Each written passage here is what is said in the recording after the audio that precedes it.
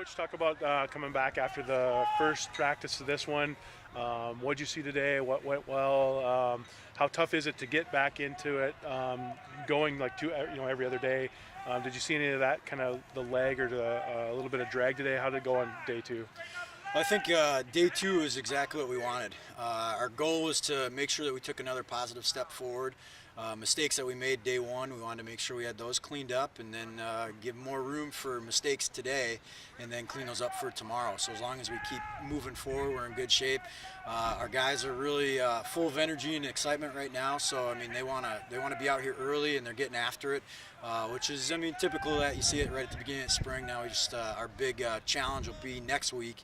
Make sure we got that same energy and enthusiasm coming out. I know you talked about that a little bit at the end, the short turnaround to tomorrow, but that's kind of where you kind of learn where character and some of that other stuff comes from, right? Is having those short turnarounds and a little bit of adversity. Talk about getting these guys' mindset to be able to turn it around early tomorrow. Well, part of the reason of having a Saturday morning practice right after a Friday is to see how they respond. You know, I mean, we typically have a day off after every practice in the spring, except when we come to Saturdays, and it's really to get them to have the accountability of figuring out what they did on their own tonight when they watch film without us as coaches, and be able to have that challenge of coming out and cleaning it up on themselves.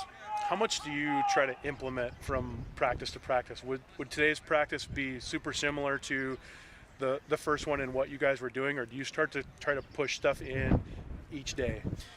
Typically, we would try to put something in every day. Since this is a new offense and a new defense, we're taking a little bit slower, and so we just repeated the first day. But tomorrow we'll crank it up, and we'll put in a bunch of new stuff on both sides. Especially for me, I'm a big fan of blitzes and pressures, and so I've waited till practice 3. That's long enough, so we can try to turn up the heat a little bit. You talked about coming together as a team. That's got to come from the guys, doesn't it? I mean, they have to choose to come together or not. There's not a whole lot you guys can do as a staff. Talk about like getting them to kind of buy in and believe, and how much have you seen that from practice 1 to practice 2?